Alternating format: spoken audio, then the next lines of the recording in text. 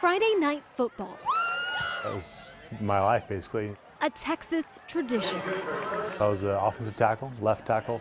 The stadium lights shined bright on Matt Nader. By his junior year, scholarship offers poured in like the fans who came to watch. My hopes and dreams are kind of coming to fruition. But in an instant, It was September 15th, 2006. his life changed. And all of a sudden I felt this explosion of pain in my chest. He doesn't remember the rest, but in the following moments, his parents, both doctors, rushed to the sidelines and began CPR. Cardiologist Paul Tucker happened to be there too. Here's a young man with his whole life in front of him. We've got to make this work. Failure is not an option. Tucker immediately recognized the signs of cardiac arrest. I was hollering, do we have an AED? They did.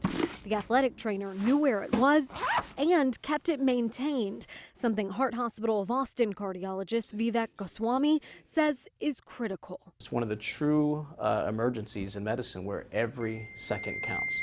Shock delivered. Matt's emergency inspired a state law requiring AEDs in all schools, but there's no standard for registering or maintaining them. That adhesive gel can break down over time, and that's why these pads can have an expiration date on them. There can also be recalls or software updates that are neglected. A recent study found 1 in 5 AEDs didn't work. At that point, it's a paperweight. We've requested maintenance logs from school districts across Central Texas. Pflugerville, Eanes, and San Marcos were some of the most consistent, ensuring the device worked and that materials weren't expired. Leander, Round Rock, and Austin ISD keep logs of expiration dates, but rely on school representatives to walk by the device checking that a green light is flashing, indicating the machine performed a self-check. If it's not, it's going to alert everybody around that it's not functioning correctly. AISD athletic coordinator Denise Van Landingham says they changed the batteries before they dip lower than 20 or 30%.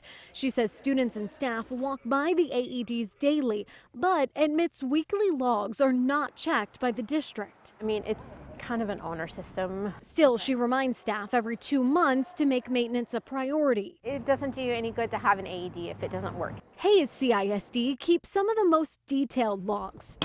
Some of the schools checked more than the monthly recommendation. Still others fell short. This has given us an opportunity to look through our logs. We found several schools that only checked the AEDs once or twice a year. Others had no record of checking at all. We're appreciative of the story because it gave us some opportunity to be able to improve our processes. Director of Student Health Macy Walker says since bringing this to her attention, the district developed a stricter system of checks and balances, dedicating a certain day each month for schools to check AEDs and following up 2 days later to make sure the maintenance record was submitted to the district. I consider myself lucky. More than anyone, Matt knows the importance of maintenance and a working AED, questioning still to this day, what if the one on that field back in 2006 hadn't? The what if game is a huge aspect of that whole situation. Sarah Navoy, CBS, Austin News.